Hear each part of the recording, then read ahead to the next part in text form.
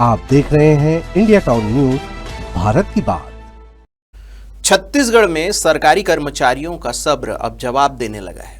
राज्य के लगभग 4,50,000 कर्मचारी और अधिकारी अब सिर्फ फाइलों और ज्ञापनों तक सीमित नहीं रहना चाहते। महंगाई भत्ता, एरियस, वेतन विसंगतियां और वर्षों से लंबित मांगों को लेकर अब सड़कों पर उतरने का ऐलान हो चुका है।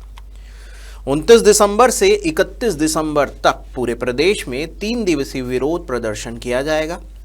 छत्तीसगढ़ कर्मचारी अधिकारी फेडरेशन ने साफ शब्दों में चेतावनी दी है कि अगर अब भी सरकार ने ठोस फैसला नहीं लिया तो यह आंदोलन और भी उग्र रूप ले सकता है।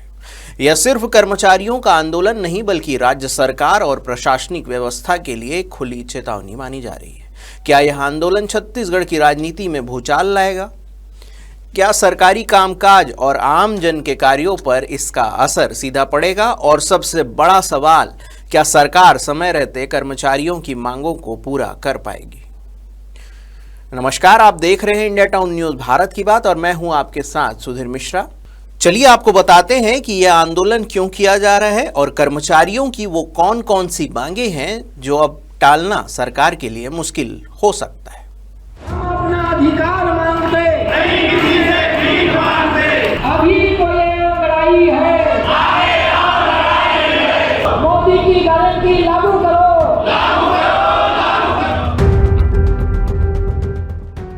छत्तीसगढ़ कर्मचारी अधिकारी फेडरेशन के बैनर तले 29 दिसंबर से 31 दिसंबर तक प्रदेश भर में लगातार 3 दिन धरना और विरोध प्रदर्शन किया जाएगा। फेडरेशन का कहना है कि राज्य सरकार लंबे समय से कर्मचारियों की जायज मांगों को नजरअंदाज करती आ रही है। महंगाई लगातार बढ़ रही है, लेकिन कर्मचारियों को मिलने वाला महंगाई भत्ता यानी कि डीए और उसका एरियस आज भी लंबित है। उनका कहना था कि कई बार ज्ञापन सौंपे गए, कई बार बातचीत हुई, लेकिन हर बार कर्मचारियों को सिर्फ आश्वासन ही मिलता है। अब हालात ऐसे बन गए हैं कि कर्मचारियों के सामने आंदोलन के अलावा कोई रास्ता नहीं बचा है। ताजा हालात के लिए ग्राउंड पर उपस्थित है हमारे संवाददाता सौरभ। चलिए जानते हैं क्या है मांगे। छत्तीसगढ़ कर्मचारी अधिकारी फेडरेशन के बैनर तले में पूरा छत्तीसगढ़ प्रदेश के 33 जिलों में ये आंदोलन आज से शुरू हो चुका है और 3 दिन तक के ये आंदोलन संचालित रहेगा।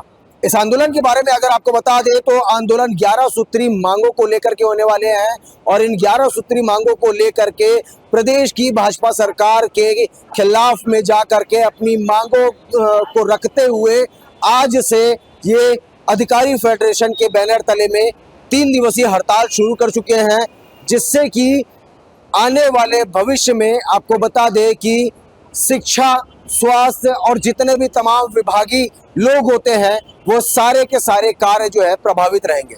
जिला के कलेक्ट्रेट परिसर में भी कई सारे ऐसे विभाग हैं जिनके अधिकारी और कर्मचारी के लोग यहाँ पर मौजूद हैं और वो लोग भी सरकार से अपनी मांगों की गुहार लगा रहे हैं और 3 दिन के लिए धरने पर बैठ चुके हैं। काफी गंभीर विषय है और ये मामला केवल राजनांदगांव ही नहीं बल्कि छत्तीसगढ़ प्रदेश के हर एक जिलों में ये प्रदर्शन शुरू हो चुका है। अब जानने की कोशिश करेंगे उन अधिकारी फेडरेशन के उन तमाम प्रदर्शनकारी लोगों से के पास जाएंगे और उनसे जवाब जानने की कोशिश करेंगे कि आखिरकार ये मामला किस ओर जाता है, क्या उनकी 11 सूत्री मांगे हैं और मांग नहीं पूरी होने पर वो क्या कुछ आंदोलन के लिए कहते हैं। चलिए अब बताते हैं कि कितने कर्मचारी और कितना असर पड़ेगा। छत्तीसगढ़ में इस समय करीब 4,50,000 कर्मचारी और अधिकारी कार्यरत हैं। इसमें से लगभग 4,10,000 नियमित कर्मचारी है। इतनी बड़ी संख्या में सरकारी कर्मचारियों का आंदोलन राज्य के प्रशासनिक कामकाज को सीधे तौर पर प्रभावित कर सकता है।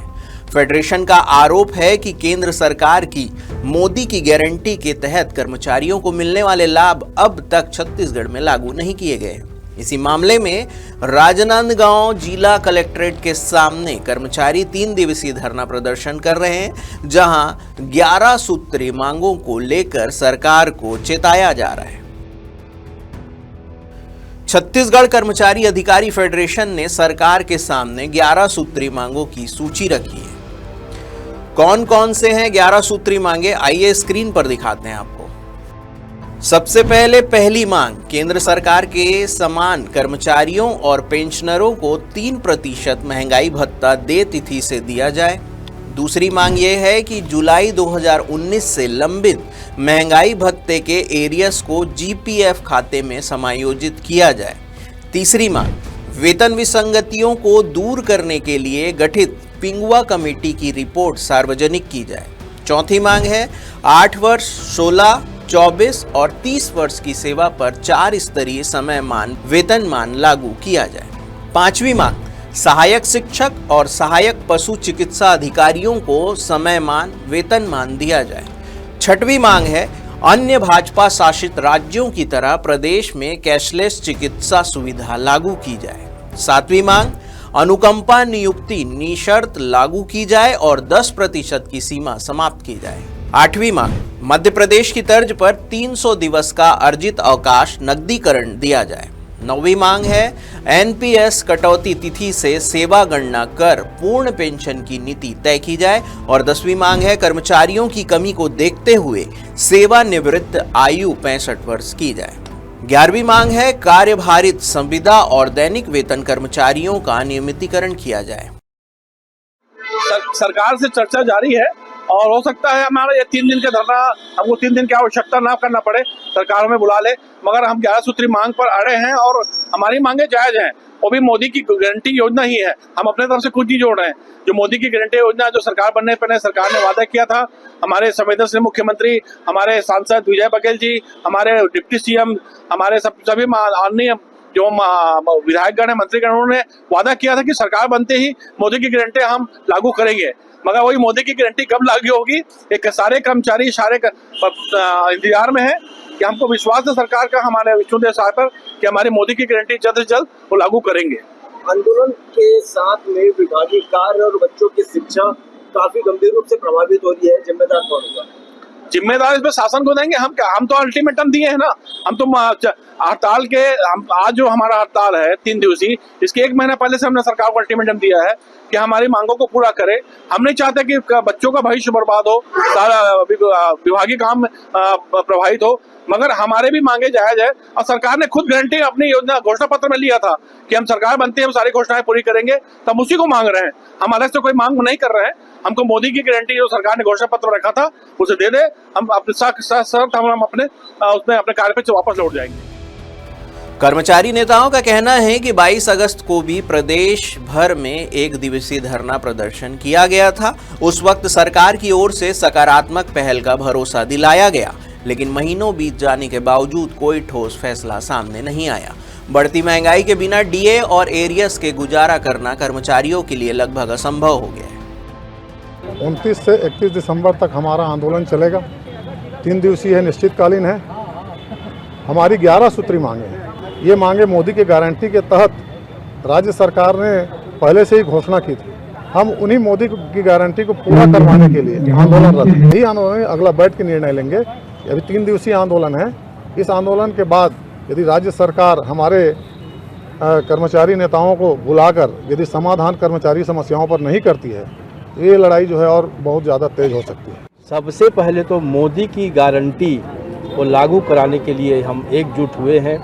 पिछले चुनाव में सरकार हमसे वादा किए थे कि हम हर हाल में कर्मचारी हितैषी सरकार बनाएंगे और केंद्र में जो भी महंगाई भत्ता सहित अन्य सुविधाएं वहां पर हम केंद्रीय कर्मचारियों को देंगे, वो हम राज्य के भी कर्मचारियों को वो लाभ दे करके उनके हित में हम लोग निर्णय लेंगे। लेकिन 2 साल से हम लोग देख रहे हैं कि जब से हमारे बहुत ही हम संवेदनशील सरकार समझते हैं शायद सरकार को, और हम हमारे हित में निर्णय लेंगे ऐसा सोच करके भारी उनके पक्ष में मतदान किए थे पूरे कर्मचारी जगत, प्रदेश के सभी कर्मचारी अधिकारी।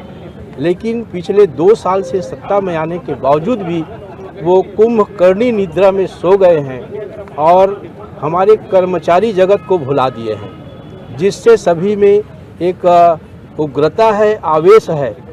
और मोदी की गारंटी को लागू कराने के लिए हम 3 दिवसीय निश्चितकालीन अवकाश हड़ताल में हम यहाँ पर पहुँच चुके हैं। और नहीं तो निश्चित रूप से ये जो आंदोलन है और भी व्यापक होगा और भी उग्र होगा, जिसकी संपूर्ण जवाबदारी शासन की होगी। तो साफ है कि छत्तीसगढ़ में सरकारी कर्मचारियों का यह आंदोलन अब सिर्फ मांगों तक सीमित नहीं रहा, यह आंदोलन सरकार के लिए एक राजनीतिक और प्रशासनिक चेतावनी बन चुका है। महंगाई भत्ता, एरियस और वेतन विसंगतियां, क्या यह सिर्फ कर्मचारियों का संघर्ष है या फिर यह संकेत है कि सरकार अब कर्मचारियों की अनदेखी नहीं कर सकती? क्या सरकार समय रहते समाधान निकालेगी या फिर यह आंदोलन राज्य में बड़ा प्रशासनिक संकट खड़ा करेगा? और इन्हीं सवालों के साथ देश और प्रदेश की हर बड़ी खबर के लिए देखते रहिए इंडिया टाउन न्यूज, भारत की बात। नमस्कार। आप देख रहे हैं इंडिया टाउन न्यूज, भारत की बात।